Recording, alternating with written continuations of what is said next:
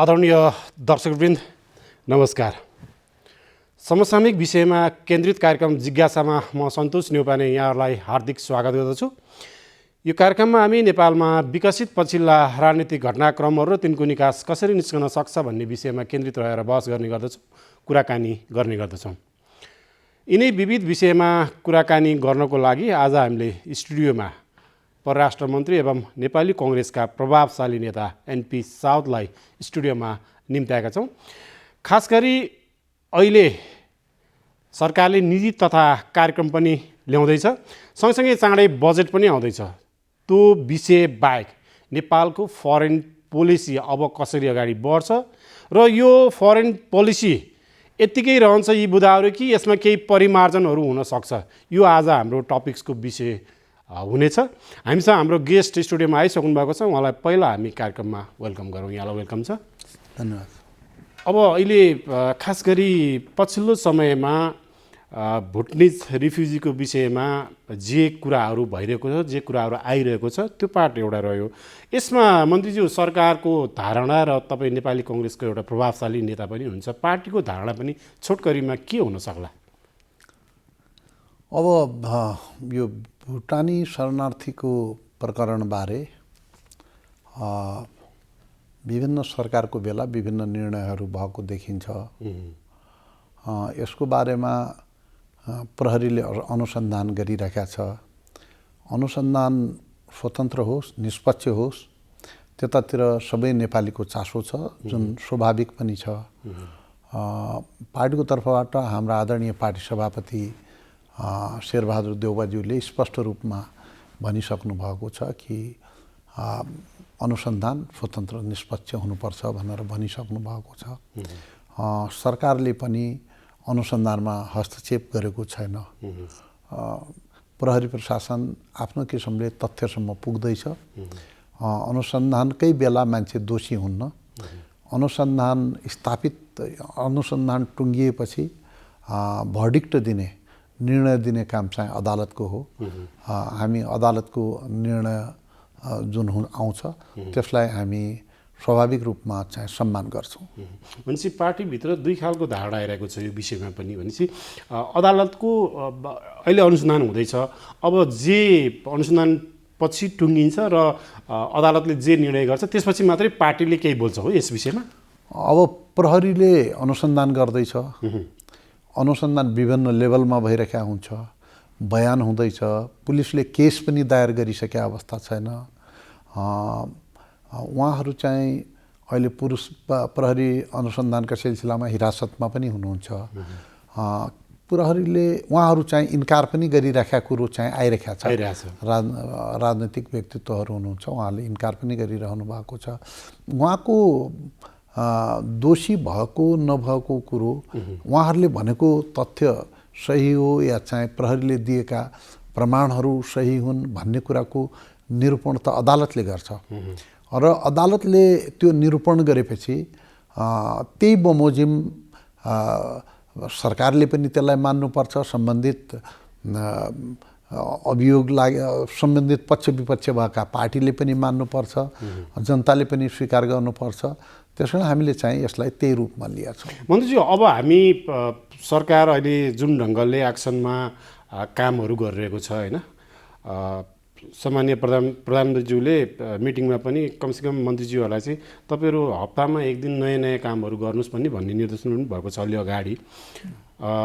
त्यो सँगसँगै अहिले सरकारले नीति तथा कार्यक्रम चाँडै ल्याउँदैछ।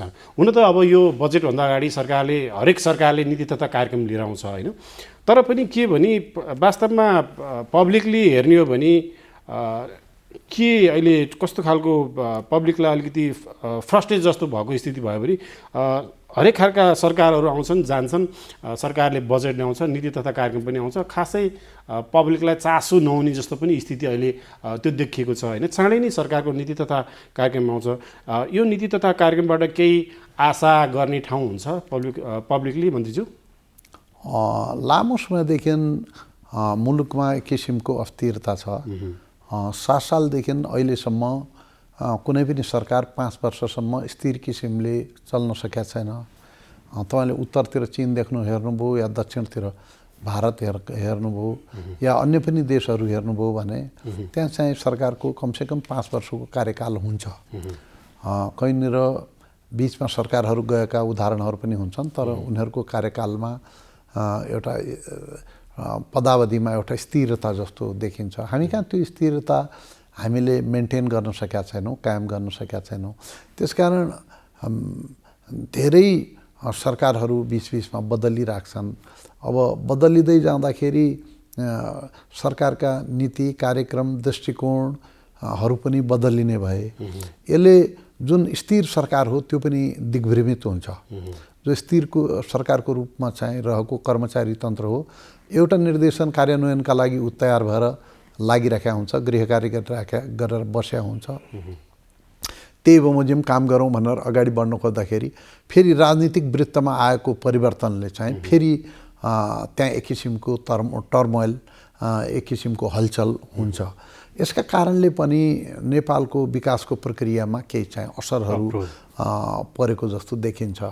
दोस्रो कुरा के छ भनेपछि हामी यो कहिलेकाहीँ बिपी कोइरालाजीले पनि भन्ने गर्नुहुन्थ्यो, एउटा किताबको रेफरेन्स दिनुहुन्थ्यो, यो अक्टोबर रेभोल्युसन जुन रुसमा भयो तत्कालीन रुसमा 1917 जसलाई चाहिँ हामी अक्टोबर क्रान्ति पनि भन्ने गर्छौँ।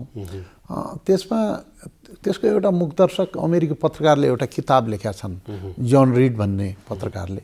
त्यसमा चाहिँ त्यसलाई 10 दिन जसले दुनियाँलाई हल्लाइदियो अनि कसरी रुसमा व्यापक र सघन रूपमा 10 दिनभित्र परिवर्तन भयो र एउटा सिस्टमबाट टोटल अर्को सिस्टममा देश कसरी गयो भन्ने कुराको चित्रण छ। बिपी कोइरालाले त्यसको बारेमा के भन्नुभएको छ भने राजनैतिक रूपमा सत्ता परिवर्तनको रूपमा यस्ता परिवर्तनहरू सम्भव छन्। 10 दिनभित्रै पनि सत्ताहरू परिवर्तन हुन सक्दछन्, तर आर्थिक कायापलटको लागि एउटा पद्धति प्रक्रिया चाहिन्छ, एउटा फ्रेमवर्क पनि चाहिन्छ। त्यसकारण चाहिँ यो आर्थिक संसारमा त्यो सम्भव छैन।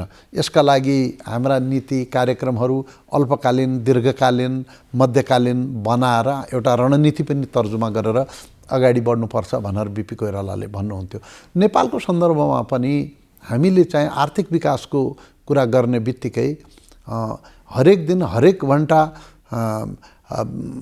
कतिपय कुराहरू चाहिँ मनलागी कुराहरू, चटके कुराहरू या चाहिँ सोसियल मिडिया या चाहिँ अखबारलाई उनीहरूको कन्जम्सन बढ्ने किसिमले हामीले चाहिँ नयाँ नयाँ कुराहरू चाहिँ प्रस्तुत गर्दै आयौँ भने त्यसले खासै देशलाई चाहिँ के असर गरे हुन्। देशको समस्या कहाँनिर छ, त्यो समस्याको समाधान के हो, इकोनोमिक ग्रोथ गर्ने चाहिँ हाम्रा ठाउँहरू के हुन्, कृषिमा क्रान्ति गर्नलाई हामीले चाहिँ के गर्नुपर्ने हो, कुनै बेला कृषिमा आर्थिक रूप कृषिमा आत्मनिर्भर मुलुक चाहिँ हामीले कृषि उपजहरू चाहिँ निर्यात गर्नुपर्नेमा चाहिँ आयात गरिराखेका परिस्थिति छ, आत्मनिर्भर पनि बन्न सकेका छैनौँ। 70% नेपालीहरू कृषि पेसामा लागिरहेका छन्, तर हामीले कृषिमा लागेका मान्छेहरूलाई चाहिँ व्यावसायिक कृषि, भोकेसनल कृषिको माध्यमबाट उचित प्रतिफल लिने किसिमको बन्दोबस्त गर्न सकेका छौँ कि छैनौँ, त्यतातिर चाहिँ हेर्नुपर्ने हुन्छ। त्यसै गरेर चाहिँ दुनियाँको सबभन्दा सुन्दर मुलुकमध्ये एउटा चाहिँ जुन नेपाल छ, यो मुलुकमा आउने पर्यटकहरूको लागि हामीले केही पूर्वाधारहरूको व्यवस्था गर्न सकेका छौँ कि छैनौँ। उनीहरू अतिथिहरू आउँछन्, उनीहरू आउँदाखेरि विशेष गरेर खर्च गर्ने पर्यटकहरू आउने बेलामा सेवाका सुविधाहरू, विशेष गरेर होटेलहरू, त्यो ठाउँमा हुने गाइडहरू, त्यो ठाउँमा हुने सेक्युरिटीको वातावरण प्रोभाइड गर्न सक्ने, उनीहरू चाहिँ नेपाल जाउँ, नेपालमा गएर खर्च गरौँ भन्ने किसिमको वातावरण तयार गर्ने गरेर हामीले चाहिँ पर्यटक पनि आकर्षित गर्न सकेका छैनौँ। धार्मिकै पर्यटनको दृष्टिकोणले पनि हाम्रो दक्षिणतिर एउटा विशालकाय जनसङ्ख्या भएको, दुनियाँको सबभन्दा ठुलो पपुलेसन भएको देश छ।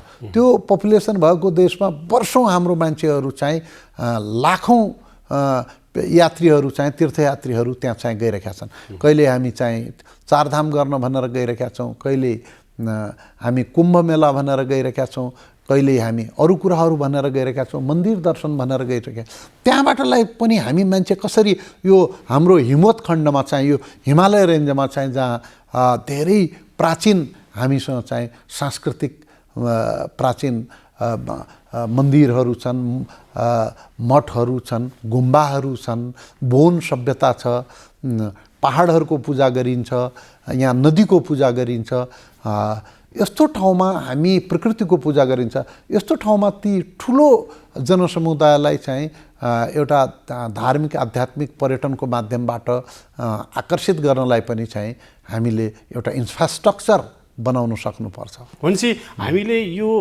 अहिले चाहिँ पब्लिकली एक्सपेक्ट भएको चिज एकातिर होइन, सरकार एक्सन ओरिएन्टेड काममा जान लागेको कुरा एकातिर र चाँडै नै नीति तथा कार्यक्रम आउँदैछ। अहिले यहाँले जे भनाइहरू राख्नुभयो नि, नीति तथा कार्यक्रम पनि यस्ता खालका टपिक्सहरूलाई राख्दाखेरि अघि तपाईँले भने जस्तै हामी गफ गर्नुभन्दा अगाडि पनि हाम्रो आर्थिक क्रान्ति कसरी हुन्छ अथवा कृषि क्रान्ति कसरी हुन्छ होइन, तपाईँले भने जस्तै टुरिज्म सेक्टरमा टुरिज्म कसरी बढाउने, यस्ता कुरालाई फोकस गरेर नीति तथा कार्यक्रमहरू आउन सक्छ भनेर हामीले अपेक्षा गर्ने हो। अब यो के छ भने हामी जहिले पनि पोलिटिकल जर्गनहरू पोलिटिकल नाराहरूमा आफूलाई बन्द गरिरहेका छौँ। त्यसको डेलिभरीको पक्ष, त्यसको कार्यान्वयनको पक्षका बारेमा चाहिँ हामी संवेदनशील हुन सकिरहेका छैनौँ।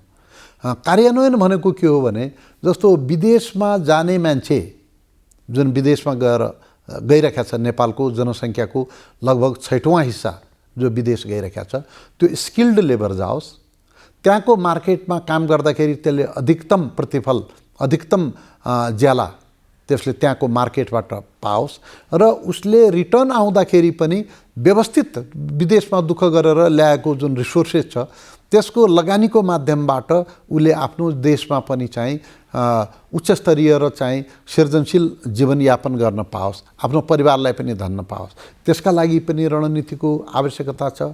ऊर्जाको सबभन्दा ठुलो स्रोतको रूपमा नेपाल रहिआएको छ, नदीको पानी बगिरहेको छ, यहाँ प्रोजेक्टहरू बन्न सके, हामीले विद्युतलाई निर्यात गर्न सक्ने परिस्थिति आयो। बाइलेटरल मात्रै होइन, अहिले ट्राइलेटरल विद्युत व्यापारको सम्भावना पनि बढिरहेका छ। हाइड्रो प्रोजेक्टहरू निर्माणको कुराहरू अगाडि बढिरहेका छ। हाइड्रो प्रोजेक्ट निर्माण भइसकेपछि ट्रान्समिसन लाइनहरू पनि बनाउने कुराहरू चाहिँ भइरहेका छ। यी कुराहरू चाहिँ हामीले समयमा उचित टाइमको फ्रेमवर्कभित्र यी कामहरू गर्न सक्यौँ भने आर्थिक गतिविधिहरू बढ्छन्। जब आर्थिक गतिविधिहरू बढ्छ भनेपछि त्यसपछि नेसनल ग्रोथ पनि, आर्थिक वृद्धि पनि बढ्छ, रोजगारको सिर्जना हुन्छ, मान्छे रोजगार भएपछि आय स्रोत बढ्छ, आय स्रोत बढिसकेपछि मान्छेको क्रय शक्ति बढ्छ, क्रय शक्ति बढेपछि डिमान्ड बढ्छ, माग बढ्छ, माग बढेपछि चाहिँ आपूर्ति बढाउनु पर्यो, आपूर्ति बढाउनका लागि चाहिँ उत्पादन पनि वृद्धि हुन्छ र मुलुक बिस्तारै चाहिँ यो औद्योगिकरणको प्रक्रियामा मुलुक प्रवेश गर्छ। यो बाटोबाट चाहिँ मुलुकलाई चाहिँ अगाडि बढाउनुपर्छ। कुनै पनि मुलुक माथि जानको लागि या त्यसको चाहिँ आर्थिक पाटो भनौँ, सामाजिक पाटो भनौँ, कूटनीतिक पाटो भनौँ, त्यसलाई समेट्ने भनेको हरेक कन्ट्रीको चाहिँ एउटा परराष्ट्र मन्त्रालय हुन्छ, त्यो तपाईँले अहिले सम्हाल्नु भएको छ। नेपालको फरेन पोलिसी पनि यसैमा रहन्छ र सँगसँगै हामीले नेपालको फरेन पोलिसी परराष्ट्र नीतिको विषयमा हामीले कुराकानी गर्ने हो भने 2007 साल, त्यसपछि 2007 सालको परिवर्तन, 2046 सालको परिवर्तन, 62-63 को जनआन्दोलन, त्यो बाहेक हामी यहाँसम्म आइपुग्दा नेपालमा थुप्रै खालका राजनीतिक परिवर्तनदेखि लिएर नेपालको फरेन पोलिसी पनि उचाइमा पुगेको अवस्था छ र हाम्रा फरेन पोलिसीमा थुप्रै खालका बुदाहरू छन्। हाम्रो नेपालको बारेमा हामी स्वतन्त्र राष्ट्र छौँ, हामी हुन त पञ्चायतकालमा पनि एउटा नेपाललाई शान्ति क्षेत्र घोषणा गर्ने एउटा नीति लिएको थियो र सँगसँगै नेपाल पञ्चशीलताको आधारमा पनि अगाडि बढ्ने कुराहरू पनि थुप्रै कोडहरू छ होइन। यद्यपि हामीले हेर्ने भने अहिले हामी फरेन पोलिसीको विषयमा केही सर्ट कुराकानी गर्दाखेरि खास गरी हाम्रा दुईटा छिमेकी मुलुक भारत र चीनको हामीले चाहिँ यसमा हामीले जोड्नुपर्ने के छ भने धेरै कुराहरू छ। हाम्रो बोर्डर साइडहरू नजिक छ, त्यसपछि हाम्रा सहयोगका आदान प्रदानका चिजहरू छ, बोर्डर नजिक छ होइन, धेरै चिजहरू छ। अब मैले यो के प्रसङ्ग निकालिरहेको छु भने छोटकरीमा भन्नुपर्दाखेरि हाम्रो जुन फरेन पोलिसी छ नि त्यो पुग्छ या अपुग छ छोटकरीमा भन्नुपर्दाखेरि? नेपालको परराष्ट्र नीतिको नेपालसँग चाहिँ धेरै लामो इतिहास छ। हाम्रा अनुभवहरू पनि विशद छन्। हामीले परराष्ट्र नीतिको पनि उपयुक्त किसिमले सञ्चालन गर्न सकेको कारणले मात्रै हामी अहिले पनि स्वतन्त्र देशको रूपमा पृथ्वीमा चाहिँ जीवित छौँ। ठुला ठुला देशहरू हाम्रो अडोस पडोसमा भए पनि बीचमा एउटा चाहिँ उनीहरूको तुलनामा अपेक्षाकृत सानो मुलुक भए पनि हामी आफूलाई सार्वभौम सत्ता सम्पन्न राष्ट्रको रूपमा जीवित राख्न सफल भएका छौँ। यसका केही पिलरहरू छन्, परराष्ट्र नीतिका केही स्तम्भहरू छन्। ती स्तम्भकै आधारमा, ती पिलरहरूकै आधारमा हाम्रो परराष्ट्र नीति लामो समयदेखि चल्दै आएको छ। पहिलो कुरो त के छ भने हामी चाहिँ आफ्नो परराष्ट्र नीति राष्ट्रिय हितलाई केन्द्रमा राखेर बनाउँछौँ। राष्ट्रिय हितमा केन्द्रमा राख्ने बित्तिकै हाम्रो सार्वभौमिकता, हाम्रो स्वतन्त्रता जस्ता कुराहरू, हाम्रो स्वाभिमान जस्ता कुराहरू चाहिँ जोडिन्छ। त्यसमा सबभन्दा चाहिँ माथि आउँछ, प्राथमिकतामा पर्छ। अर्को कुरा के छ भनेपछि हामी एउटा जुन संसारमा हामी हिँडिरहेका छौँ, यो संसार डाइनामिक छ, गतिशील छ। यो गतिशील हुने बित्तिकै यो संसारमा तीव्र र व्यापक परिवर्तनहरू भइरहेका छन्। त्यो परिवर्तनलाई नेपालीको हित अनुकूल कोप गर्न सक्ने, त्यसलाई ग्रहण गर्न सक्ने, त्यसलाई चाहिँ नेपालीहरूले प्रयोग गर्न सक्ने गरेर हाम्रो परराष्ट्र नीति बन्न जरुरी छ। त्यतातिर पनि चाहिँ हामीले ध्यान दिनु जरुरी छ। आर्थिक क्षेत्रमा परिवर्तन भइरहेका छन्। कहिल्यै संसार शीतयुद्धमा थियो, कहिल्यै संसार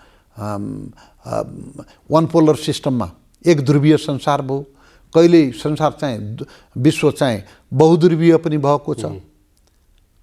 कहिलेकाहीँ मान्छेहरू चाहिँ ट्रान्जिसनमा छ, यो दुई ध्रुव हुन्छ कि बहुध्रुवीय हुन्छ भन्ने पनि भन्छन्। यो संसारमा भइरहेका परिवर्तनलाई चाहिँ नेपालले बुझेर त्यसको अनुकूल, आफ्नो अनुकूल त्यसमा रहेका तत्त्वहरूलाई चाहिँ ग्रहण गर्न चाहिँ आवश्यक छ।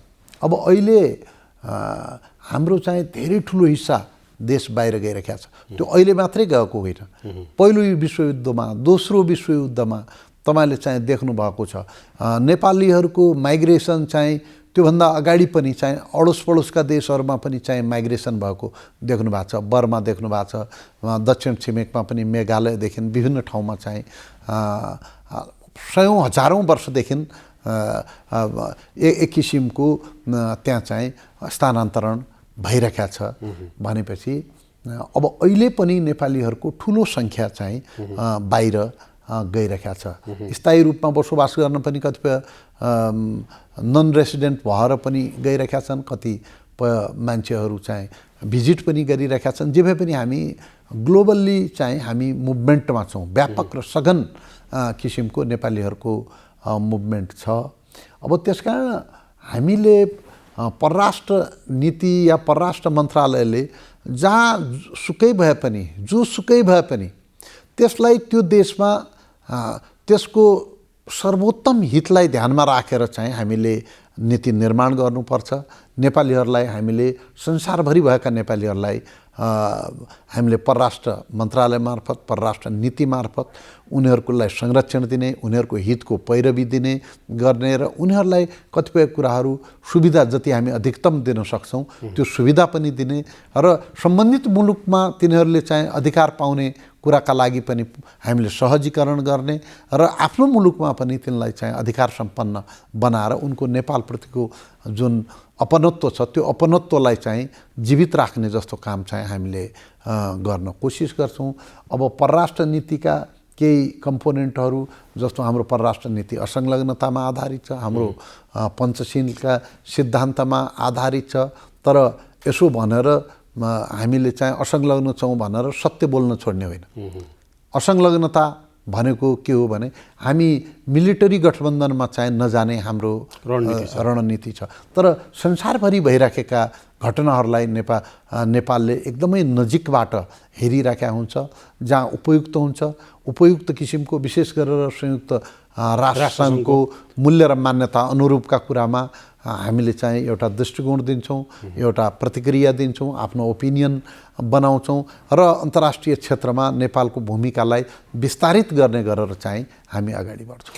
यहाँले भने जस्तै हाम्रो फरेन पोलिसीकै विषयमा हामीले जे कुराहरू गरिरहेका छौँ, जे भनाइहरू यहाँले राखिराख्नु भएको छ, अब हामी स्वतन्त्र राष्ट्र, हाम्रो देशलाई यहाँले भने जस्तै हामी स्वतन्त्र राष्ट्रको रूपमा अहिलेसम्म रहिरहेका छौँ। यो धेरै अगाडिदेखि एउटा गर्वको कुरो पनि छ। अहिले मात्रै होइन, हामी धेरै वर्ष अगाडिदेखि हामी इन्डिपेन्डेन्ट राष्ट्रको रूपमा रहिरहेका छौँ। त्यही हिसाबले हामीलाई अरू कन्ट्रीहरूले हेरिरहेका छन्। तर यहाँ महत्त्वपूर्ण पाटोहरू के रहन्छ बेला बेलामा भने हाम्रा रिलेसनहरू, हाम्रा जुन रिलेसन हुने कन्ट्रीहरू छन्, जस्तो उदाहरणको लागि छिमेकी राष्ट्र भन्नाले हाम्रा दुईटा देशहरू पर्छन्, एउटा भारत एउटा चीन। त्यसै गरी दक्षिण एसियाली मुलुकहरू पर्छन्, त्यसैपछि प्रमुख शक्ति राष्ट्रहरू पर्छन् र विकास साझेदारका राष्ट्रहरू। हामीले त्यसरी छुट्याउँछौँ राष्ट्रहरूलाई।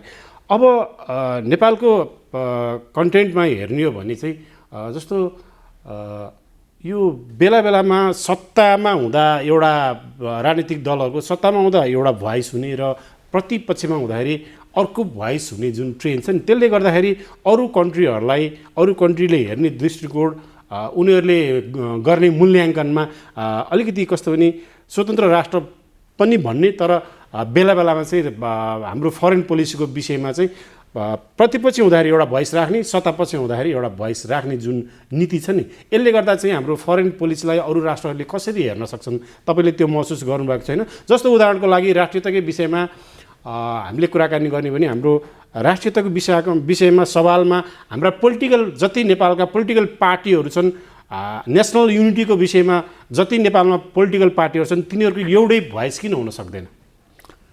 अब हेर्नुहोस्, एउटा प्रसिद्ध कहावत छ कि तपाईँ चाहिँ साथीहरू चुज गर्न सक्नुहुन्छ, तर छिमेकी या नेबरलाई चाहिँ चुज गर्न सक्नुहुन्न। हामी दुनियाँका अत्यन्तै इमर्जिङ इकोनोमी र प्रभाव पनि दुनियाँमै विस्तार गरिराखेका दुईटा महत्त्वपूर्ण छिमेकीको बिचमा अवस्थित छौँ। अब परराष्ट्र नीति सञ्चालन गर्दाखेरि, परराष्ट्र सम्बन्ध सञ्चालन गर्दाखेरि राष्ट्रिय हितका सरोकारहरूका आधारमा चाहिँ हामीले गर्ने हो। हाम्रो यातायातको सुविधा, सांस्कृतिक सुविधा, आर्थिक हाम्रा व्यवहारहरू र हाम्रो चाहिँ अन्तर्निर्भरता जस्ता कुराहरूले चाहिँ यसलाई निर्धारित गर्छन्। यस अर्थमा भारतसँग हाम्रो घनिष्ठ सम्बन्ध रहिआएको छ। चीनसँग पनि हाम्रो उत्तरी चीन सँग पनि हाम्रो असल छिमेकी राष्ट्रको सम्बन्ध रहिआएको छ। हाम्रो कुनै देशको आन्तरिक मामलामा हस्तक्षेप गर्ने या कुनै देशलाई चाहिँ डिस्टर्ब गर्ने किसिमको हाम्रो नीति रहिआएको छैन। तपाईँलाई थाहा छँदैछ, हामीले चाहिँ उत्तरमा एक चीन नीतिलाई मानेका छौँ भने भारतसँग पनि परम्परागत रूपमै त्यो आज एकजना दुईजनाले त्यो निर्माण गरेको सम्बन्ध पनि होइन, दुई चारजनाले बनाउन या बिगार्न खोजेर त्यो बन्ने या बिग्रिने पनि होइन। त्यसका सम्बन्धका चाहिँ थ्रिडहरू, धागाहरू यति मजबुत छन् कि त्यो हजारौँ वर्षदेखि एउटा सभ्यताका रूपमा स्थापित भइसकेका छन्। त्यसकारण हामीले छिमेकीहरूसँग सम्बन्ध राम्रो राख्नुपर्छ। दक्षिण एसियामा पनि हाम्रो व्यापारिक साझेदार जति पनि देशहरू छन्, उनीहरूसँग नजिकका मान्छेसँग जति व्यापार व्यवसाय हुन सक्यो त्यसको प्रतिफल हामीले पनि चाहिँ लिन सक्नु पर्यो। अब अहिले नै हामी चाहिँ बङ्गलादेशसँग यो त्रिपक्षीय विद्युत व्यापार गर्ने बाटोतिर चाहिँ वार्ता चलिरहेका छ, छलफल चलिरहेका छ। म आफू पनि बङ्गलादेश पुगेर आएको छु। हाम्रो चाहिँ यतातिर पनि चाहिँ हामी इङ्गेज भइरहेका परिस्थिति छ। त्यस कारण कहिलेकाहीँ यो हामीले यही कुरा रेटोरिक वेमा मनोवैज्ञानिक हाम्रा छिमेकीहरूसँगको सम्बन्धलाई मनोवैज्ञानिक आधार दिएर पक्ष विपक्षमा हामीले बाँडिनुहुन्न। सन्तुलनको नाउँमा हामीले चाहिँ त्यो बन्दर बाँट भने जस्तो गरेर कहिले त्यो बाँदरले एउटा टुक्रा यताबाट झिक्छ, एउटा टुक्रा यताबाट झिक्यो भनेपछि झगडा गर्ने बिरालोहरूले केही पाउनन् भने जस्तै हाम्रो हातमा के आउनु। हाम्रो जहाँ चाहिँ हित छ। जे गर्दाखेरि जोसँग हामीले इन्डल्ज भयौँ, जोसँग चाहिँ हामीले व्यापार आदि इत्यादिको साझेदारी गर्दाखेरि सबैसँग गर्ने, जोसँग ज्यादा चाहिँ हाम्रो हित हुन्छ त्योसँग ज्यादा हुन्छ। त्यसकारण यसरी सन्तुलित रूपमै हामीले चाहिँ एपिजमेन्टको आधारमा होइन, हामी कसैलाई चाहिँ एपिज गर्ने, खुसी पार्ने रूपमा होइन कि हाम्रो आवश्यकताको सिद्धान्त अन्तर्गत हामी छिमेकमा चाहिँ हाम्रो इङ्गेजमेन्ट रहन्छ। र अन्तर्राष्ट्रिय दातृ समूहको रूपमा चाहिँ युरोप अमेरिकाले लामो समयदेखि धेरै ठुलो रकम हामीलाई चाहिँ दिइरहेको छ, आर्थिक सहयोग गरिरहेको छ। यहाँ ह्युमन रिसोर्सेस डेभलपमेन्टका बारेमा, त्यसपछि इन्फ्रास्ट्रक्चर पूर्वाधार विकासका सन्दर्भमा, शिक्षामा, पर्यटनमा, यो खानेपानीमा, कैयौँ कुरामा चाहिँ स्वास्थ्यमा, यस्ता कुराहरूमा लगातार विदेशी राष्ट्रहरूले चाहिँ हामीलाई लामो समयदेखि सहयोग गरिरहेका छन्। साना राष्ट्र छन् तर सहयोग गरिरहेका छन्। उनीहरूको सहयोगलाई पनि हामीले सम्मान गर्नुपर्छ हाम्रो प्राथमिकताका आधारमा। अहिले चाहिँ हामी 26तिर ग्रेजुएसन हुँदैछौँ। एउटा चाहिँ अल्पविकसित मुलुकबाट हामी पनि चाहिँ अविकसित मुलुकबाट अल्पविकसितमा हामी अगाडि बढ्दैछौँ। यस्तो अवस्थामा चाहिँ हाम्रो यो ग्रेजुएसनलाई लक्षित गरेर अब हामीले आफ्नो मनोबललाई पनि चाहिँ उच्च राख्नुपर्छ। अब यो राजनैतिक रूपमा भारतको, चिनको, अमेरिकाको नाउँ लिएर परस्पर यदि कुनै पार्टीले गालीगलौजको आधारमा चाहिँ नेपाली जनतामा चाहिँ जाने कोसिस गर्यौँ भनेपछि यसले चाहिँ हाम्रो हित गर्दैन। हाम्रो हित भनेको के हो भने परराष्ट्र नीतिका सम्बन्धमा, रक्षा नीतिका सन्दर्भमा, आर्थिक कमोबेस आर्थिक नीतिका सन्दर्भमा हामी एक ठाउँमा हुनुपर्छ। हामी स्टेबल हुनुपर्छ। हामीले चाहिँ स्टेबल भएर अगाडि बढ्यौँ भनेपछि मलाई लाग्छ हाम्रो पुर्खाले त चाहिँ हामीभन्दा पनि गहिरो किसिमले परराष्ट्र नीतिको अध्ययन गरेका छन् र त यो देशलाई चाहिँ 250 वर्षदेखि एउटा राष्ट्रको रूपमा चाहिँ जोगाए। आजभन्दा 100 वर्ष अगाडि बेलायतले चाहिँ लेखेरै दिएको छ। यो त 100 वर्षको ट्रिटी छ, बेलायतसँग मैत्री सन्धि गरेको अवस्था छ भनेपछि यो कुरोलाई चाहिँ ध्यानमा राखेर हामीले अगाडि बढ्नुपर्छ। यसमा राजनैतिक आग्रहहरू भन्दा पनि राष्ट्रहितलाई नै केन्द्रमा राखेर सबै पार्टीहरू अगाडि। यही प्रसङ्गमै मैले जोडेँ। त्यही भएर अब बेला बेलामा आफूलाई विज्ञता पनि हासिल गरेको भनेर यही विषयमा केही विज्ञहरूले भन्नुहुन्छ आफूलाई, होइन, विदेशी हस्तक्षेप भयो, यही जुन कन्ट्रीहरूको नाम नलिउँ हामीले, होइन, बेला बेलामा हाम्रो विदेशी हस्तक्षेप बढिरहेछ भनेर हामीले जे कुराहरू सुन्छौँ नि, यो के भनेको हो त? अब विदेशी हस्तक्षेप लाई चाहिँ मैले चाहिँ त्यो विदेशी हस्तक्षेप मैले चाहिँ देखिरहेका छैन। हामी मजबुत भयौँ, हामी एक भयौँ, हामीले आफ्नो गर्नुपर्ने दायित्व र कामलाई हामीले निर्धारण गर्न सक्यौँ भने अरूले त सल्लाह दिने न हो। हस्तक्षेप भने के हो? तपाईँहरूले यसो गर्नु पर्यो, यसो गर्नु पर्यो भन्दाखेरि हामी हाम्रो राष्ट्रिय हित यो छ, हामी यही बमोजिम हिँड्छौँ भनिसकेपछि कसले हामीलाई रोक्छ? हामी विभाजित गरेर यता जाने कि उता जाने भनेर हमेसा दो बाटोमा चौबाटोमा अल्मलिएपछि न मान्छेले चाहिँ प्रभावित गर्न खोज्छ, हामीलाई दिग्भ्रमित गर्न खोज्छ। हामी आफ्नो मिसनमा स्पष्ट भयौँ। नेपाली राजनैतिक पार्टीहरू सहमतिका आधारमा चाहिँ अगाडि बढ्न थाले भनेपछि अरूले दिएको सल्लाहलाई पनि उपयुक्त छ भने हामीले लिने हो, अनुपयुक्त छ भनेपछि हामी यो बाटोमा जान्छौँ भने हामीले दिए सल्लाहलाई पनि अरूले त्यही रूपमा लिन्छन् नि। उनलाई चाहिँ उपयुक्त लाग्यो भने लिन्छन्, अनुपयुक्त लाग्यो भने छोडिदिन्छन्। त्यसकारण मलाई के लाग्छ भने यसमा विदेशी हस्तक्षेप भन्दा पनि हाम्रो राष्ट्रिय एकता, राजनैतिक पार्टीभित्र सहमति, परराष्ट्र नीति जस्ता कुराहरूमा नीतिगत स्थिरता आवश्यक छ र यो बाटोबाटै हामी अगाडि बढ्छौँ। र अहिलेको गठबन्धन सरकारले चाहिँ यही कुरालाई केन्द्रमा राखेर आफ्नो परराष्ट्र नीति सञ्चालन गरेको छ। अब हामी कार्यक्रमको अन्तिममा छौँ। अघि नै सुरुमा प्रसङ्ग पनि आएको थियो, छोटकरीमा भन्नुपर्दाखेरि अहिले जुन हाम्रो नेपालको फरेन पोलिसीका जुन बुदाहरू छन् नि, मैले 7 सालदेखिको केही त्यसमा परिमार्जनहरू पनि भइरहेका छन्। लास्ट टाइम परिवर्तन पनि भएको थियो परराष्ट्र मन्त्री, पूर्व परराष्ट्र मन्त्री प्रदीप ग्यावालीको पालामा। अब यो जुन बुदाहरू छन् हाम्रो पोलिसीको बारेमा थुप्रै बुदाहरू छन्, त्यसमा अहिले हामीसँग टाइम पनि छैन, होइन, हाम्रो हितको लागि छन् ती बुदाहरू सबै। यसलाई समय अनुकूल तपाईँलाई के लाग्छ, अब केही परिमार्जनहरू पनि हुनसक्छ? अब मैले चाहिँ तपाईँलाई चाहिँ आग्रह गर्न चाहन्छु, अब कतिपय परराष्ट्र नीतिका कुराहरू चाहिँ रिराइट भइरहेको छन् संसारभरि। अब कहिले चाहिँ तपाईँको प्राइभेटाइजेसन भन्ने शब्द आउँछ, कहिले ग्लोबलाइजेसन भन्ने शब्द आउँछ, कहिले आफ्नो प्रोडक्टलाई संरक्षण दिनुपर्ने कुराहरू आउँछ। अब यस्ता कुराहरू आइरहेका छन्। परराष्ट्र नीतिका बेसिक प्रिन्सिपलहरू जुन हामीले धेरै पहिलेदेखि लिएका छौँ, ती बेसिक प्रिन्सिपल असंलग्नता जस्तो कुरा, पञ्चशीलका सिद्धान्त, अर्को देशमा को आन्तरिक मामलामा हस्तक्षेप नगर्ने कुराहरू, कुनै पनि देशसँग नेपालको मैत्रीपूर्ण सम्बन्ध राख्ने कुराहरू, यस्ता कुराहरू लामो समयदेखि नेपालको परराष्ट्र नीतिका निर्देशक सिद्धान्तका रूपमा रहिआएका छन्। नेपाल त्यसबाट कुनै किसिमले दायाँ बायाँ भएको छैन। यो नीति निर्माणका लागि यदुनाथ खनालजी हुनुभयो, अरू पनि चाहिँ हाम्रा विशिष्ट व्यक्तित्वहरूले चाहिँ योगदान दिनुभएको छ। त्यसका लागि हामी विशेषज्ञहरूको पनि सल्लाह लिन्छौँ, छलफल लिन्छौँ, गर्छौँ।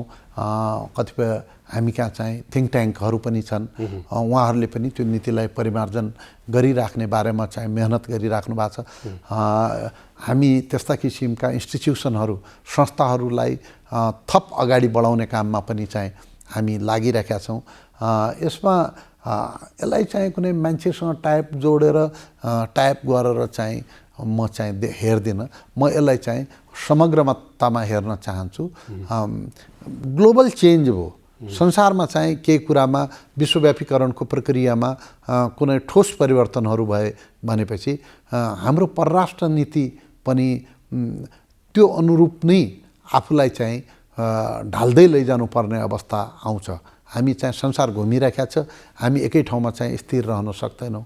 त्यसकारण हामी परराष्ट्र नीतिलाई समय अनुकूल बनाउँदै आएका छौँ, यसलाई परिमार्जन गर्दै आएका छौँ। अब आगामी दिनमा पनि आवश्यकता अनुसार परिमार्जन हुनसक्छ। तपाईँ छोटकरीमा कार्यक्रम समय सिद्धिनै सकेको छ। भर्खरै केही समय अगाडि तपाईँको भ्रमण बेलायत पनि भयो र बङ्गलादेश पनि भयो। बेलायतमा तपाईँले त्यहाँका प्रधानमन्त्रीलाई पनि भेट्नुभयो र बेलायतमा एउटा विशेष प्रोग्राममा तपाईँ जानुभएको थियो होइन? छोटकरीमा भन्नुपर्दाखेरि के कुराकानी भयो?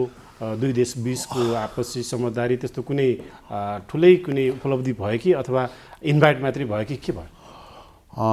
बेलायतको का महाराजाको राज्याभिषेकको प्रोग्राम थियो। कार्यक्रममा नेपालको प्रतिनिधित्व गरेर म एउटा प्रतिनिधिमण्डलका साथ म चाहिँ बेलायत गएको थिएँ। भव्य रूपमा हाम्रो र बेलायतको चाहिँ विशिष्ट किसिमको सम्बन्ध छ। 200 वर्ष अगाडि 200 वर्षभन्दा केही अगाडि सुगौली सन्धि भएको थियो र करिब 100 वर्ष पुगेको छ बेलायत र नेपालको बिचमा मैत्री सन्धि भएको पनि। र यो पालि चाहिँ कोरोनेसन पनि थियो। त्यो उपलक्ष्यमा नेपालको प्रतिनिधित्व गरेर म गएको थिएँ। जाने अवसर मलाई प्राप्त भएको थियो।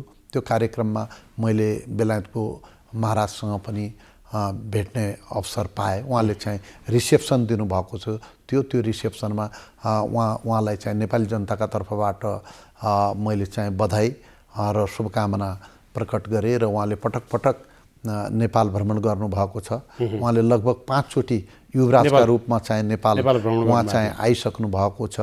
उहाँका प्रिन्सहरू पनि नेपालको भूकम्पदेखि विभिन्न समयमा चाहिँ आउनुभएको छ। उहाँहरूले भूकम्पका बेलामा पनि आफूले आर्थिक सहयोग गर्नुभएको कुरा महाराजले मलाई भन्नुभयो। उहाँले चाहिँ ट्र्याकिङमा गएको कुरा पनि मसँग भन्नुभयो। मलाई चाहिँ नेपाल र गोर्खाहरूसँगको सम्बन्धको बारेमा पनि संक्षिप्त कुराकानी भयो। अनि बेलायती प्रधानमन्त्रीलाई तपाईँले इन्भाइट गर्नुभएको थियो? हो, बेलायती प्रधानमन्त्री सम्माननीय प्रधानमन्त्रीसँग चाहिँ मेरो भेट हुँदाखेरि मैले चाहिँ नेपाल र बेलायतको 100 वर्ष मैत्री सन्धिको पुगेको छ र उहाँको चाहिँ सम्भव हुन्छ भनेपछि उहाँको सुविधाअनुसार उहाँ चाहिँ G20 को मिटिङमा आइराखेको बेला दक्षिण एसियामै आइराख्नु भएको छ र त्यहाँबाट उहाँले चाहिँ नेपालका लागि समय निकाल्न सक्नुभयो भनेपछि यो हाम्रा सम्बन्धका लागि चाहिँ राम्रो हुनेछ, ऐतिहासिक हुनेछ भन्ने कुरा मैले चाहिँ राखेर उहाँले त्यसमा मैले चाहिँ सकारात्मक किसिमले चाहिँ हेर्नेछु भन्नुभएको छ। हस् मन्त्रीज्यू, व्यस्त समय पनि आएर आफ्नो भनाइहरू राखिदिनु भयो, यहाँलाई धेरै धेरै धन्यवाद। तपाईँ चाहिँ राष्ट्रिय टेलिभिजन तपाईँले चाहिँ मलाई बोलाउनु भयो, आफ्ना कुराहरू राख्ने अवसर दिनुभयो। म नेपाल टेलिभिजनलाई हार्दिक धन्यवाद दिन चाहन्छु। हस् दर्शकवृन्द, अहिले हामीले कुराकानी गऱ्यौँ परराष्ट्र मन्त्री एवं नेपाली कङ्ग्रेसका एकजना प्रभावशाली नेता एनपी साउसँग। खास गरी नेपालको फरेन पोलिसी अब कसरी अगाडि बढ्छ र हाम्रो मान्यता के रहन्छ लगायतका विविध विषयमा हामीले कुराकानी गऱ्यौँ। यसको साथसाथै हाम्रो कार्यक्रमको समय पनि सिद्धिसकेको छ। हाम्रो सम्पूर्ण टिम लगायत म पनि आज्ञा चाहन्छु। नमस्कार।